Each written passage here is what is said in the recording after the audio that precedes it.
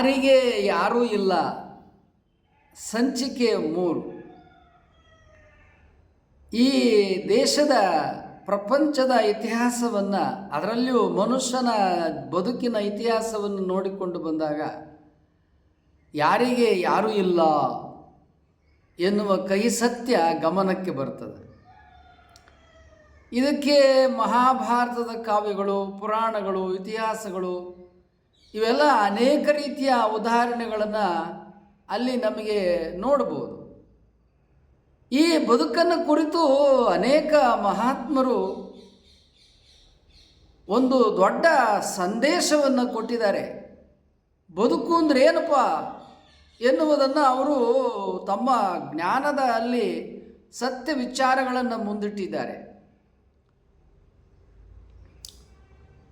ಈಗ ಉದಾಹರಣೆಗೆ ಮಹಾಭಾರತವನ್ನು ತೆಗೆದುಕೊಳ್ಳಿ. ಚಕ್ರವ್ಯೂಹವನ್ನು ಭೇದಿಸುವ ಸಂದರ್ಭವನ್ನೇ ತೆಗೆದುಕೊಳ್ಳಿ. ಅಭಿಮನ್ಯುವನ್ನು ಚಕ್ರವ್ಯೂಹವನ್ನು ಭೇದಿಸುವ ಸಲುವಾಗಿ ಪಾಂಡವರು ಮುಂದೆ ಮಾಡ್ತಾರೆ. ಈ ಚಕ್ರವ್ಯೂಹವನ್ನು ಅಭಿಮನ್ಯು ಭೇದಿಸ್ಲಿಕ್ಕೆ ಹೊರಟಾಗ ಚಕ್ರವ್ಯೂಹ ಭೇದಿಸುವ ಜ್ಞಾನವನ್ನು ಅಭಿಮನ್ಯುವಿನಿಗೆ ಪಾಂಡವರು ಕೊಡಬೇಕಲ್ವಾ? ಒಳಗೆ ಹೋಗೋದು ಗೊತ್ತು, ಹೊರಗೆ ಬರೋದು ಗೊತ್ತಿಲ್ಲ. ಇವು ನಮ್ಮ ಎಷ್ಟೋ ಬದುಕಿನ ಜ್ಞಾನದ ಸತ್ಯಗಳು. ನಾವು ಇದು ಏನು ಹೇಳ್ತದೆ ಅಂತ ಹೇಳಿದರೆ, ಮನುಷ್ಯ ಪಡೆದುಕೊಂಡಂಥ ಜ್ಞಾನಗಳು ಅಪರಿಪೂರ್ಣವಾಗಿರ್ತವೆ. ಅಪರಿಪೂರ್ಣವಾದಂಥ ಜ್ಞಾನವನ್ನು ನಾವು ಪಡೆದುಕೊಂಡು ನಾವು ಗುರಿಯನ್ನು ಮುಟ್ತೇವೆ, ಸಾಧನೆಯನ್ನು ಸಾಧಿಸ್ತೇವೆ ಅಂತ ಹೋದಾಗ ವಿಫಲತೆಯನ್ನು, ಸೋಲನ್ನು ನಾವು ಕಾಣ್ತೇವೆ. ಇದು ಅಭಿಮನ್ಯುವಿನ ಬದುಕಿನಲ್ಲಿ ಇದೇ ನಾವು ಕಂಡದ್ದು. ಅಭಿಮನ್ಯು ಚಕ್ರವ್ಯೂಹವನ್ನು ಭೇದಿಸಿಕೊಂಡು ಯುದ್ಧ ಮಾಡಲಿಕ್ಕೆ ಹೊರಟಾಗ ಅವನ ಜೊತೆಗೆ ಬೇರೆ ವೀರರು, ಧೀರರು ಇರಬೇಕಲ್ವಾ? ಆದರೆ ಅಂತಹ ಬೇರೆ ವೀರರು, ಧೀರರು ಯಾರೂ ಇಲ್ಲದೆ ಅವನು ಚಕ್ರವ್ಯೂಹವನ್ನು ಭೇದಿಸಿಕೊಂಡು ಹೊರಟಾಗ ಅವನೊಬ್ಬರೇ ಚಕ್ರವ್ಯೂಹವನ್ನು ಭೇದಿಸಿಕೊಂಡು ಒಳಗೆ ನುಗ್ಗುತ್ತಾನೆ ಯುವಕ. ಅಂಥ ಯುವಕನನ್ನು ಸುತ್ತುವರೆದು ಕೌರವರು ಕೊಂದಾಗ್ತಾರೆ. ಕೌರವರು ಯಾರ್ರೀ? ಚಿಕ್ಕಪ್ಪ ದೊಡ್ಡಪ್ಪನ ಮಕ್ಕಳು. ಚಿಕ್ಕಪ್ಪ ದೊಡ್ಡಪ್ಪನ ಮಕ್ಕಳೇ ತಮ್ಮ ಅಣ್ಣ ತಮ್ಮಂದಿರ ಮಕ್ಕಳನ್ನು ಕೊಂದಾಕ್ತಾರೆ ಅಂತಂದರೆ ಅವರೇನು ಶತ್ರುಗಳ? ಅವರೇನು ಹೊರದೇಶದಿಂದ ಬಂದಂಥವ್ರ? ಅವರೇನು ಮೊಘಲರು ಬಂದು ಭಾರತದಲ್ಲಿ ಬೇರೆ ಯಾರನ್ನೋ ಕೊಂದಾಕಿದ್ರು ಅನ್ನೋಕ್ಕೆ? ಸ್ವತಃ ಚಿಕ್ಕಪ್ಪ ದೊಡ್ಡಪ್ಪನ ಮಕ್ಕಳೇ ಸ್ವತಃ ತಮ್ಮ ಬಂಧು ಆಗಿರ್ತಕ್ಕಂಥ ಅಭಿಮನ್ಯು ವೀರನನ್ನು ಕೊಂದು ಹಾಕ್ತಾರೆ. ಅದಕ್ಕೆ ಹಳ್ಳಿಯಲ್ಲಿ ಗಾದೆ ಹುಟ್ಕೊಂಡಿದೆ, ಹುಟ್ಟುತ್ತಾ ಅಣ್ಣ ತಮ್ಮಂದಿರು, ಬೆಳೆಯುತ್ತಾ ದಾಯಾದಿಗಳು ಅಂತ. ನಾವೆಲ್ಲ ಒಂದೇ ತಾಯಿ ಹೊಟ್ಟೆಯಲ್ಲಿ ಹುಡ್ತೇವೆ, ಒಂದೇ ತಾಯಿಯ ಹಾಲನ್ನು ಕುಡಿದು ತಂದೆ ತಾಯಿ ತೊಡೆ ಮೇಲೆ ಬೆಳಿತೇವೆ ಮಕ್ಕಳೆಲ್ಲ. ಆದರೆ ಬೆಳೀತಾ ಬೆಳೀತಾ ಬೆಳೀತಾ ಈ ಮಕ್ಕಳುಗಳಿದ್ದವರಲ್ಲ ಅವರೆಲ್ಲ ಬೇರೆ ಆಗಿಬಿಡ್ತಾರೆ. ಅವರಲ್ಲಿ ಪ್ರೀತಿ, ಮಮತೆ, ವಾತ್ಸಲ್ಯ, ಪ್ರೇಮ ಹೊರಟೋಗಿ ಬಿಡುತ್ತದೆ. ಸ್ವತಃ ಒಡ ಹುಟ್ಟಿದವರಲ್ಲಿಯೇ ಪ್ರೀತಿ ಹೊರಟೋಗ್ತದ, ಅಸಹನೆ ಉಂಟಾಗ್ತದ ಅಂತ ಹೇಳಿದರೆ ಪ್ರೀತಿ ಇಲ್ಲ ಎಂಬುದಾಗಿ ಹೇಳಿ, ಮತ್ತು ನಾವು ಯಾರನ್ನು ಪ್ರೀತಿ ಮಾಡ್ತೀವ್ರಿ? ನಮ್ಮ ಒಡ ಹುಟ್ಟಿದ ಅಣ್ಣ ತಮ್ಮಂದಿರನ್ನ, ಬಂಧುಗಳನ್ನೇ ನಾವು ಪ್ರೀತಿ ಮಾಡುವುದಿಲ್ಲ ಎನ್ನುವುದಾದರೆ ಲೋಕದಲ್ಲಿ ನಾವು ಯಾರನ್ನು ಪ್ರೀತಿ ಮಾಡ್ತೇವೆ? ಅಂದರೆ ಮನುಷ್ಯನಿಗೆ ಆಸೆ, ಆಮಿಷೆ ಇವೇ ಹೆಚ್ಚ. ಆಸೆ ಅಂದ್ರೇನು? ಅಲ್ಲಮ ಪ್ರಭುದೇವರು ಒಂದು ವಚನದಲ್ಲಿ ಹೇಳ್ತಾರೆ, ಆಸೆಗೆ ಸತ್ತುದು ಕೋಟಿ, ಆಮಿಷಕ್ಕೆ ಸತ್ತುದು ಕೋಟಿ, ಹೊನ್ನು ಹೆಣ್ಣು ಮಣ್ಣಿಂಗೆ ಸತ್ತುದು ಕೋಟಿ, ಗುಹೇಶ್ವರ ನಿಮಗಾಗಿ ಸತ್ತವರನ್ನು ಯಾರನ್ನು ಕಾಣೆ. ಈಗ ಅದು ಆಸೆ. ಏನು ಆಸೆ ಅಂದರೆ, ಈಗ ದುರ್ಯೋಧನಿಗೆ ರಾಜ್ಯ ಇರಲಿಲ್ವೇನಪ್ಪ? ಇತ್ತು. ಮತ್ತು ನಿನಗೆ ಪಾಂಡವರ ರಾಜ್ಯದ ಮೇಲೆ ಆಸೆ ಯಾಕೆ ಅಲ್ವಾ? ಈಗ ಅವ್ರು ಸುಖವಾಗಿ ಅವ್ರ ಪಾಡ್ಗೆ ಅವ್ರು ರಾಜ್ಯಭಾರ ಮಾಡ್ತಾರೆ ಅಂದರೆ ನೀನು ಸುಖವಾಗಿ ನೀನು ರಾಜ್ಯಭಾರ ಮಾಡಲ? ಅವ್ರ ಬಗ್ಗೆ ನಿನಗೆ ಮತ್ಸರ ಯಾಕೆ? ದ್ವೇಷ ಯಾಕೆ? ಹಗೆತನ ಯಾಕೆ? ಅಂದರೆ ಇಲ್ಲೇನಾಗುತ್ತೆ, ಮನುಷ್ಯನ ಬದುಕಿನ ಜೀವನವನ್ನು ನೋಡಿದಾಗ ಸಣ್ಣ ಸಣ್ಣ ಘಟನೆಗಳನ್ನೇ ಉತ್ಪ್ರೇಕ್ಷೆ ಮಾಡಿಕೊಂಡು ಮನುಷ್ಯ ವೈರತ್ವವನ್ನು ಬೆಳೆಸ್ಕೊಳ್ತಾನೆ. ಈಗ ಯಾವುದೋ ಸಂದರ್ಭದಲ್ಲಿ ಮನುಷ್ಯನಿಗೆ ಅಚಾತುರ್ಯವಾಗಿ ನಡೆದು ಹೋಗ್ತದಪ್ಪ, ಮಾನ ಅಪಮಾನ ಇವೆಲ್ಲ. ಹಾಗಂತ ನಾವು ಅವರನ್ನೇ ಕೊಂದಾಕ್ಬಿಡೋದು ಅಂತನಾ, ಅವರನ್ನೇ ನಾವು ಹಿಂಸೆ ಮಾಡಿ ಅವರನ್ನೇ ಮುಗಿಸ್ಬಿಡ್ಬೇಕು ಅಂತನಾ? ಅದಕ್ಕೆ ಹಳ್ಳಿಯಲ್ಲಿ ಗಾದೆ ಇದೆ, ತಾಳಿದವನು ಬಾಳಿಯಾನು ಅಂತ. ನಾವು ತಾಳಿದ್ರೆ ಬದುಕ್ತೀವಿ. ಸಂಯಮ, ಪೇಷನ್ಸ್. ಯಾವ ಪೇಷನ್ಸ್? ನಮ್ಮ ಬದುಕಿನಲ್ಲಿ ಎಂಥದೇ ಕಹಿ ಘಟನೆಗಳು, ಮಾನ ಅಪಮಾನಗಳು, ಮಾನ ಸನ್ಮಾನಗಳು ನಡೆದಿರಲಿ, ಆ ಕ್ಷಣಕ್ಕೆ ನಾವು ಆ ನೋವುಗಳನ್ನು, ಕಹಿ ಸಂಗತಿಗಳನ್ನು ಮರಿಬೇಕಾಗ್ತದೆ.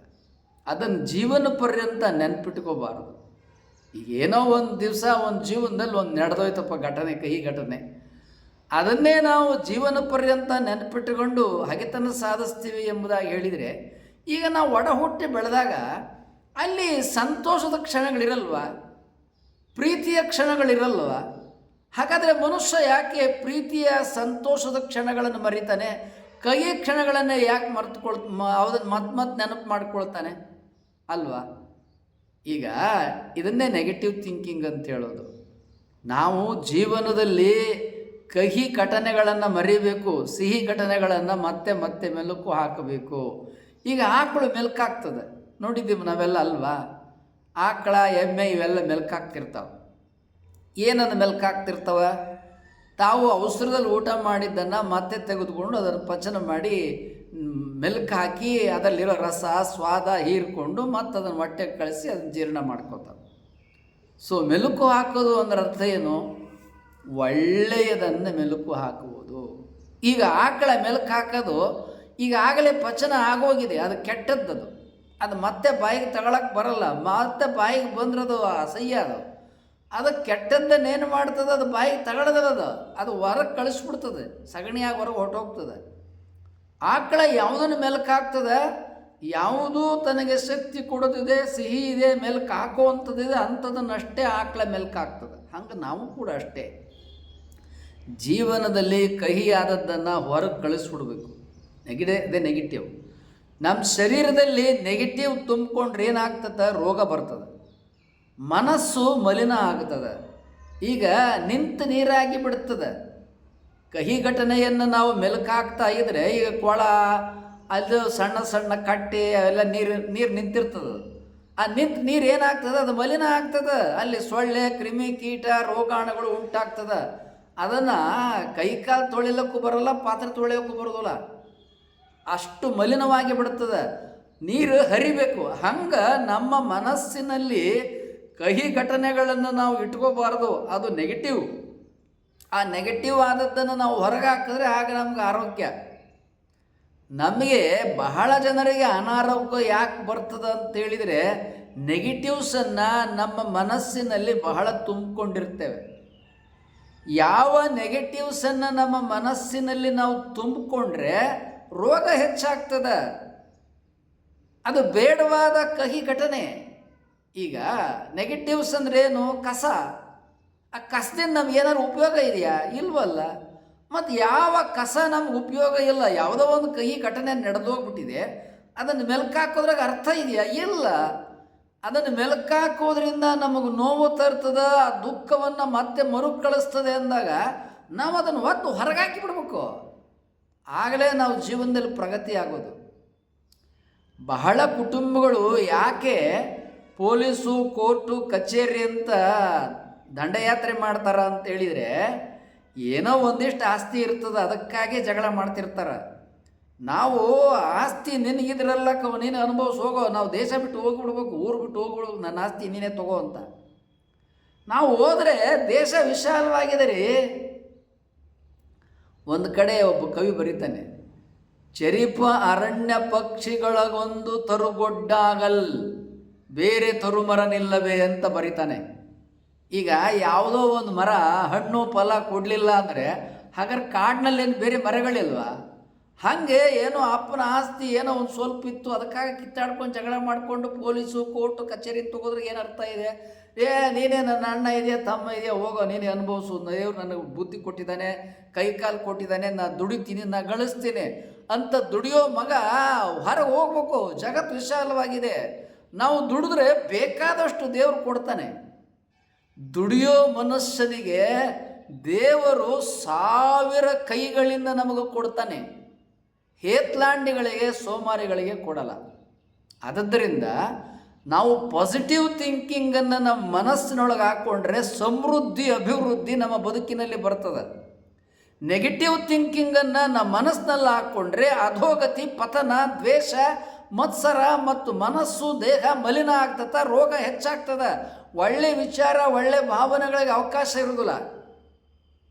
ಯಾರಿಗೆ ಯಾರೂ ಇಲ್ಲ ಅಂತ ಯಾಕೆ ಈ ಸಂದರ್ಭದಲ್ಲಿ ಮತ್ತೆ ಹೇಳ್ತಾ ಇದ್ದೇನೆ ಅಂತೇಳಿದರೆ, ಆಸ್ತಿ ವಿಚಾರ ಬಂದಾಗ ಮನುಷ್ಯ ಏನು ಮಾಡ್ತಾನೆ, ಹೆಣ್ಣಿನ ವಿಚಾರ ಬಂದಾಗ ಮನುಷ್ಯ ಏನು ಮಾಡ್ತಾನೆ, ದ್ವೇಷ, ಹಗೆತನ ಇತ್ಯಾದಿಯನ್ನು ಮಾಡ್ತಾನೆ. ಆದ ಕಾರಣ ಅಲ್ಲಮ ಪ್ರಭುದೇವರು ವಚನದಲ್ಲಿ ಹೇಳ್ತಾರೆ, ಹೊನ್ನಿಂಗೆ ಸತ್ತುದು ಕೋಟಿ, ಹೆಣ್ಣಿಂಗೆಂಬ ಸತ್ತುದು ಕೋಟಿ, ಮಣ್ಣಿಂಗೆ ಸತ್ತುದು ಕೋಟಿ, ತ್ರಿವಿಧಕ್ಕೆ ಸತ್ತುದು ಕೋಟಿ. ಈ ತ್ರಿವಿಧ ವಿಧವಲ್ಲ, ಹೆಣ್ಣು ಹೊನ್ನು ಮಣ್ಣು, ಮನುಷ್ಯ ಇವುಗಳಲ್ಲಿ ಮಮಕಾರವನ್ನು ಇಟ್ಕೋಬಾರ್ದು. ಇನ್ನೊಬ್ಬರ ವಸ್ತುವಿನ ಮೇಲೆ ನಮಗೆ ಮಮಕಾರ ಇರಬಾರದು. ಹೊನ್ನು ಹೆಣ್ಣು ಮಣ್ಣು ಅದು ನಮ್ಮದಿರ್ಬೇಕದು, ನಮ್ಮದು ಅಲ್ಲದ್ರ ಮೇಲೆ ನಾವು ಭಾವನೆಗಳನ್ನು, ಮಮಕಾರವನ್ನು, ಮೋಹವನ್ನು ಇಟ್ಕೋಬಾರದು. ಇದನ್ನೇ ಹೇಳೋದು ಯಾರಿಗೆ ಯಾರೂ ಇಲ್ಲ. ಯಾಕೆ ಯಾರಿಗೆ ಯಾರೂ ಇಲ್ಲ ಅಂತೇಳಿದರೆ, ಕೆಡುವಂತಿದ್ದಿತ್ತೇ ಕೌರವನ ರಾಜ್ಯ, ಸುಡುವಂತಿದ್ದಿತ್ತೇ ರಾವಣ ರಾಜ್ಯ ಅಲ್ವಾ? ಈಗ ಕೌರವನ ಸಾಮ್ರಾಜ್ಯ ಕೆಟ್ಟವಂಗಿತ್ತ, ಏನು ಐಶ್ವರ್ಯ ಬೇಕಾದಂಗಿತ್ತು, ಸಾಮ್ರಾಟ. ಮತ್ತು ನೀನು ಯಾಕಪ್ಪ ಪಾಂಡವರ ರಾಜಕಾಸೆ ಮಾಡಿದೆ? ಮಾಡಿ ಪರಿಣಾಮ ಏನಾಯಿತು ಅಂದರೆ, ಪುರಾಣಗಳು ಕಾವ್ಯಗಳು ನಮ್ಗೆ ಏನು ಹೇಳ್ತಾ ಇದ್ದಾವೆ ಅಂತೇಳಿದರೆ, ಅವನೇ ತಿಳ್ಕೊಂಡ್ಬಿಟ್ಟಿದ್ದ ಕೌರವ, ನಾನು ಅಭಿಮನ್ಯುವನ್ನು ಕೊಂದಾಕ್ಬಿಟ್ಟೆ, ಅವ್ರನ್ನ ಕೊಂದಾಕ್ಬಿಟ್ಟೆ, ಇವ್ರನ್ನ ಕೊಂದಾಕ್ಬಿಟ್ಟೆ, ಮತ್ತು ರಾಜ್ಯ ನನಗಾಗೆ ಉಳಿತದೆ ಅಂತ. ಅಯ್ಯೋ, ಯಾರೂ ಇಲ್ಲ. ಎಲ್ಲಿದೆಯೋ ನಿನಗೆ? ನೀನು ಯಾವಾಗ ಎಲ್ಲಿ ಆಸೆ ಮಾಡಬಾರದು ಅಲ್ಲಿ ಆಸೆ ಮಾಡ್ತೀಯೋ, ಎಲ್ಲಿ ನಿನಗೆ ದುರಾಸೆ ಮತ್ತು ಪ್ರಲೋಭನೆ, ಹಗೆತನಗಳು ಉಂಟಾಗ್ತವೋ, ಆಗ ಸತ್ಯ ನಿನ್ನಿಂದ ದೂರ ಆಗ್ತದೆ.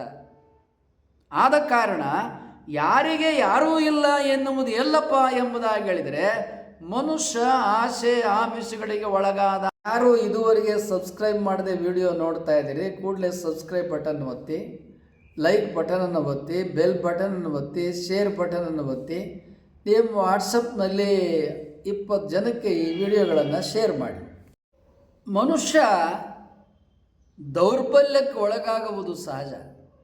ಅದರಲ್ಲಿಯೂ ಹೆಣ್ಣು ಹೊನ್ನು ಮಣ್ಣು ಇವುಗಳ ದೌರ್ಬಲ್ಯಕ್ಕೆ ಬಹುಬೇಗ ಮನುಷ್ಯ ಒಳಗಾಗ್ತಾನೆ. ಯಾರು ಇವುಗಳನ್ನು ಹತೋಟಿಗೆ ತೆಗೆದುಕೊಂಡು ನಿಯಂತ್ರಿಸ್ತಾನೆ ಅವನು ದೊಡ್ಡವನಾಗ್ತಾನೆ. ಜಗತ್ತಿನಲ್ಲಿ ಯಾರು ಇವುಗಳು ನನಗೆ ಬೇಕು ಅಂತ ಹಂಬಲಿಸ್ತಾನೆ, ಬೇಕು ಅನ್ನೋದು ಒಳ್ಳೆಯದು, ಆದರೆ ಬೇರೆಯವ್ರದ್ದಲ್ಲ. ನೀ ಸ್ವತಂತ್ರವಾಗಿ ದುಡಿದು ಗಳಿಸು, ಏನು ಬೇಕಾದರೂ ಗಳಿಸು, ನೀನು ಯೋಗ್ಯತೆಯಿಂದ ಗಳಿಸು, ಸಮರ್ಥನಾಗಿ ಗಳಿಸು, ಅರ್ಹತೆಯಿಂದ ಗಳಿಸು. ನಿನಗೆ ಅರ್ಹತೆ ಇಲ್ಲದೆ ಬೇರೊಬ್ಬರ ಸ್ವತ್ತನ್ನು ನನಗೆ ಬೇಕು ಅಂತ ಅಪೇಕ್ಷೆ ಮಾಡಬೇಡ. ಮಾಡಿದಾಗ ಏನಾಗ್ತದ? ಅಲ್ಲಿ ಮಾಡಬಾರದ್ದನ್ನು ಮಾಡಿದರೆ ಆಗಬಾರದ್ದು ಆಗ್ತದ ಅಂತೇಳಿ ಒಂದು ಗಾದೆ ಇದೆ.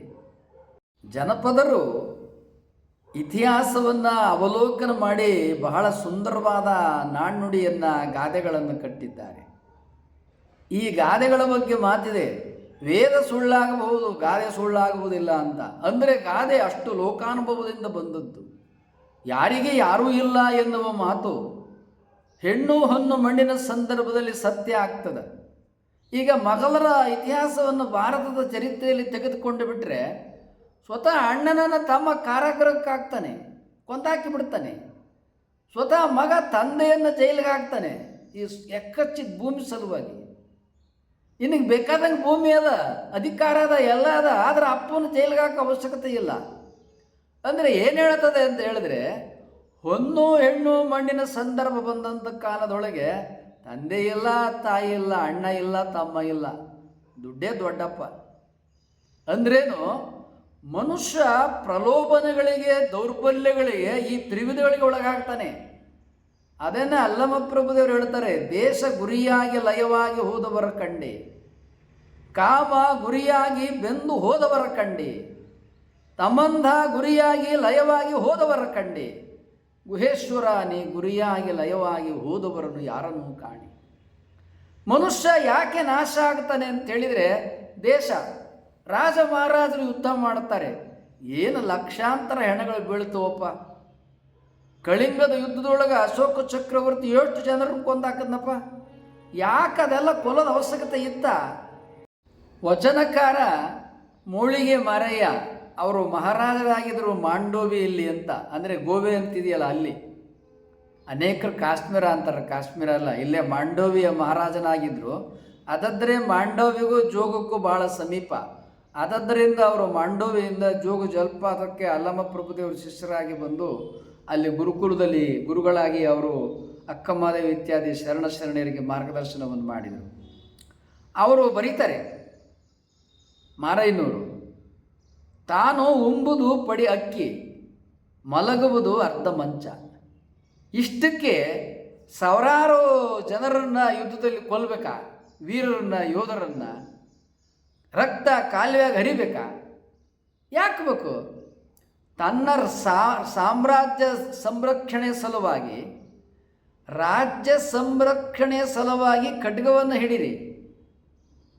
ಬೇರೆಯವರು ಕಳವು ಕೊಲೆ ಇತ್ಯಾದಿ ಮಾಡಲಿಕ್ಕೆ ಬಂದಾಗ, ದಾಳಿ ಮಾಡಲಿಕ್ಕೆ ಬಂದಾಗ, ಆದರೆ ಇರುವುದು ಸಾಕು ಅನ್ನೋದೇ, ಇನ್ನೂ ಬೇಕು ಅಂತೇಳಿ ದಂಡೆತ್ತಿ ಹೋಗಿ ಯುದ್ಧ ಮಾಡೋದಿದೆಯಲ್ಲ, ಅದರಿಂದ ಏನು ನಾವು ಜೀವನದಾಗ ಸಾಧಿಸ್ತೀವಿ? ಅದಕ್ಕೆ ರಾಜ ಮಹಾರಾಜರು 6ನೇ ವಿಕ್ರಮಾದಿತ್ಯ ಬಹಳ ದಕ್ಷ ಶೂರ, 85 ವರ್ಷಗಳ ಕಾಲ ರಾಜ್ಯಭಾರ ಮಾಡಿದಂಥವನು ಚಾಲುಕ್ಯರ 6ನೇ ವಿಕ್ರಮಾದಿತ್ಯ. ಅವ್ರು ಯಾಕೆ ಚಾಲುಕ್ಯರ ಕಾಲದಲ್ಲಿ, ಬಿಜ್ಜಳ ಚಕ್ರವರ್ತಿಯ ಕಾಲದೊಳಗೆ ಅನೇಕ ದೇವಾಲಯಗಳು ಮತ್ತೆ ನಿರ್ಮಾಣ ಆಗ್ತಾವ ಅಂತ ಹೇಳಿದರೆ, ಅವರಿಗೆ ಪಾಪ ಪ್ರಜ್ಞೆ ಕಾಡ್ತಾ ಇತ್ತು. ಬಹಳ ಯುದ್ಧ ಮಾಡ್ತಿದ್ರಲ್ವ, ಯುದ್ಧ ಮಾಡಿದಾಗ ಸಾವಿರಾರು ಹೆಣಗಳು ಬೀಳ್ತಿತ್ತು, ಕಣ್ಣಾರೆ ನೋಡ್ತಿದ್ರು, ಅವರೇ ಕೈಯಾರೆ ಕೊಲ್ತಿದ್ರು, ತಲೆ ರುಂಡ ಮುಂಡ ಬೇರೆಯಾಗಿದ್ದು. ಬಂಧು ಬಳಗ ಎಲ್ಲರೂ ಅಲ್ಲಿ ಯುದ್ಧದಲ್ಲಿ ಸತ್ತು ಹೋದದ್ದನ್ನು ಅವ್ರು ನೋಡ್ತಾ ಇದ್ರು. ಆ ಪಾಪ ಪ್ರಾಯಶ್ಚಿತ್ತಕ್ಕಾಗಿ ದೇವರಿಗೆ ದೇವಾಲಯವನ್ನು ನಾವು ಕಟ್ಟಿದ್ದೀವಿ, ದೇವರೇ ನಮ್ಮ ತಪ್ಪುಗಳನ್ನು ಕ್ಷಮಿಸಿ ಅಂತ ಅವರು ದೇವಾಲಯಗಳನ್ನು ಪೂಜೆ ಮಾಡ್ತಿದ್ರು. ಅದಕ್ಕಾಗಿ ದೇವಾಲಯಗಳಿಗೆ ದತ್ತಿ ಕೊಡ್ತಾಯಿದ್ರು. ಇದು ಯಾಕೆ? ರಾಜರ ಪ್ರಾಯಶ್ಚಿತ್ಯ, ರಾಜ ಮಹಾರಾಜರ ಚಕ್ರವರ್ತಿಗಳ ಪ್ರಾಯಶ್ಚಿತ್ತ ದೇವಾಲಯಗಳನ್ನು ನಿರ್ಮಾಣ ಮಾಡುವುದು, ದತ್ತಿ ಕೊಡುವುದು. ಯುದ್ಧ ಕಾಲದಲ್ಲಿ ಸೇನೆ ಸಾವಿರ ಸಂಖ್ಯೆಯಲ್ಲಿ ಹತ್ಯೆಯಾದ ಕಾರಣ ಅದಕ್ಕಾಗಿ ದೇವಾಲಯಗಳಲ್ಲಿ ದತ್ತಿ, ದೇವಾಲಯಗಳ ನಿರ್ಮಾಣ ಉಂಟಾಗ್ತಾ ಇತ್ತು. ಈ ಯುದ್ಧಗಳೆಲ್ಲ ಏನು ಹೇಳ್ತವೆ? ಆರಿಗಾರೂ ಇಲ್ಲ. ಹೀಗೆ ಅಯ್ಯ ಮನುಷ್ಯ ಜೀವನದೊಳಗೆ ಹೊನ್ನು ಹೆಣ್ಣು ಮಣ್ಣು ಇವುಗಳ ಪ್ರಲೋಭನೆಗೆ ಒಳಗಾಗದೆ ನಿನ್ನ ಜೀವನವನ್ನು ಅರಿವಿನಿಂದ ಬದುಕನ್ನು ನೋಡು. ಮನುಷ್ಯ ಯಾಕೆ ದೇಶ ಗುರಿಯಾಗಿ ಲಯವಾಗಿ ಹೋದವರ ಕಂಡೆ. ದೇಶ ಬೇಕು ಅಂತ ಯುದ್ಧ ಮಾಡಿದ್ರು, ಅವರೇನು ಉಳಿದ್ರೆ ಅವರು ಸತ್ತೋದ್ರು. ಕಾಮ ಗುರಿಯಾಗಿ ಲಯವಾಗಿ ಹೋದವರ ಕಂಡೆ. ಇನ್ನು ಭೋಗ, ಹೆಣ್ಣಿನ ಸೌಖ್ಯ, ನೀನು ಒಬ್ಬಳೇ ಪತ್ನಿಯ ಜೊತೆಯಲ್ಲಿ ಜೀವನ ಮಾಡೋದು ಅದಷ್ಟೇ. ಅನೇಕರ ಹೆಣ್ಣಿನ ಜೊತೆ ಜೀವನ ಮಾಡಿದ್ರು ಅಟ್ಟೆ, ಬೇರೆ ಏನಿಲ್ಲ. ಮನುಷ್ಯ ಯಾಕೆ ಅನೇಕ ಸ್ತ್ರೀಯರ ಮೋಹಕ್ಕೆ ಒಳಗಾಗ್ತಾನೆ? ತಪ್ಪದು. ಪುರುಷನಾಗಲಿ ಸ್ತ್ರೀಯರಾಗಲಿ ಅನೇಕ ಮಹಿಳೆಯರ ಸಂಬಂಧ, ಅನೇಕ ಪುರುಷರ ಸಂಬಂಧವನ್ನು ಬೆಳೆಸಲಿಕ್ಕೆ ಹೋಗಬಾರದು. ಇದರಿಂದ ಆಗ್ತದೇನಪ್ಪ, ಇದರಿಂದ ಏನಾಗ್ತದೆ ಎಂಬುದಾಗಿ ಹೇಳಿದರೆ ಜೀವನ ಮತ್ತಷ್ಟು ದುರಂತ ಆಗ್ತದೆ. ನಮ್ಮ ಬದುಕು ನೆಗೆಟಿವ್ನಿಂದ ತುಂಬಿಕೊಳ್ತದೆ. ನಮ್ಮ ಜೀವನದೊಳಗೆ ಪಾಸಿಟಿವ್ ಬರೋದಿಲ್ಲ. ಇನ್ನಷ್ಟು ಕಹಿ ಮತ್ತು ಇನ್ನಷ್ಟು ಘೋರ ಬದುಕಿನಲ್ಲಿ ಹೆಚ್ಚಾಗ್ತಾ ಹೋಗ್ತದೆ. ಅನಿವಾರ್ಯವಾಗಿ ಗಂಡ ಕಾಲವಾದ ಕಾಲಕ್ಕೆ ಇನ್ನೊಂದು ಲಗ್ನ ಮಾಡಿಕೊಂಡ್ರೆ ತಪ್ಪೇನಿಲ್ಲ. ಇಂಥ ಏನೇನೋ ಕೆಲವು ಸಂದರ್ಭದೊಳಗೆ ಮಾಡಿಕೊಂಡ್ರೆ ತಪ್ಪಿಲ್ಲ. ಉದ್ದೇಶಪೂರ್ವಕವಾಗಿ ಅನೇಕ ಮಹಿಳೆಯರ ಸಂಬಂಧ, ಅನೇಕ ಪುರುಷರ ಸಂಬಂಧ, ಇದು ಆರೋಗ್ಯಕ್ಕೂ ಒಳ್ಳೆಯದಲ್ಲ, ಜೀವನಕ್ಕೂ ಒಳ್ಳೆಯದಲ್ಲ. ಕಾಮ ಗುರಿಯಾಗಿ ಬೆಂದು ಹೋದವರ ಕಂಡೆ. ತಮ್ಮಂದ ಗುರಿಯಾಗಿ ಲಯವಾಗಿ ಹೋದವರ ಕಂಡೆ. ಮನುಷ್ಯರು ಯಾಕೆ ನಾಶ ಆಗ್ತಾರೆ ಅಂದರೆ ಅಜ್ಞಾನದಿಂದ ನಾಶ ಆಗ್ತಾರೆ, ತಿಳುವಳಿಕೆ ಇಲ್ಲದೆ ನಾಶ ಆಗ್ತಾರೆ, ತಪ್ಪು ತಿಳುವಳಿಕೆಯಿಂದ ನಾಶ ಆಗ್ತಾರೆ. ಆದ ಕಾರಣ ಅಜ್ಞಾನ ಕೂಡ ಕೆಟ್ಟದ್ದು. ನಾವು ಅಜ್ಞಾನವನ್ನು ದೂರ ಮಾಡಿಕೊಂಡು ಅರಿವನ್ನು ನಾವು ಸಂಪಾದನೆ ಮಾಡಬೇಕು. ಯಾರಿಗೆ ಯಾರೂ ಇಲ್ಲ ಎಂಬುದಾಗಿ ಹೇಳಿದರೆ, ಎಲ್ಲಿ ಅರಿವು ಇರುತ್ತದೆ ಆಗ ಯಾರಿಗೆ ಯಾರೂ ಇಲ್ಲ ಎನ್ನುವ ಸಂದರ್ಭ ಬರುವುದಿಲ್ಲ. ಯಾರಿಗೆ ಯಾರೂ ಇಲ್ಲ ಎನ್ನುವ ಸಂದರ್ಭಗಳು ಮಹಾತ್ಮರ ಜೀವನದಲ್ಲಿಯೂ ಬೇಕಾದಷ್ಟು ಬಂದಿದೆ. ಅದನ್ನು ಇನ್ನೊಂದು ಸಂಚಿಕೆಯಲ್ಲಿ ವಿವರಿಸ್ತೇನೆ. ಈಗಾಗಲೇ ಸಂಚಿಕೆ ಬಹಳ ಉದ್ದ ಆಗಿರುವುದರಿಂದ ಮಹಾತ್ಮರ ಜೀವನದಲ್ಲಿಯೂ ಕೂಡ ಯಾರಿಗೆ ಯಾರೂ ಇಲ್ಲ, ಯುದ್ಧ ಮಾಡ್ತಕ್ಕಂಥವ್ರ ಜೀವನದಲ್ಲಿ ಯಾರಿಗೆ ಯಾರೂ ಇಲ್ಲ ಅಂತ ಹೇಳ್ತೀವಿ. ಪರಮಾತ್ಮನೇ ಬೇಕು ಎಂಬುದಾಗಿ ಹೋದಂಥವ್ರ ಜೀವನದಲ್ಲಿಯೂ ಕೂಡ ಯಾರಿಗೆ ಯಾರೂ ಇಲ್ಲ ಅನ್ನತಕ್ಕಂಥ ಪ್ರಸಂಗಗಳು ಬರ್ತವೆ. ಅಂತಹ ಘಟನೆಗಳು ಕೂಡ ಬಹಳ ಇದ್ದಾವೆ. ಅವುಗಳನ್ನು ನಿಮ್ಮ ಮುಂದಿನ ಸಂಚಿಕೆಯಲ್ಲಿ ಇಡ್ತೇವೆ.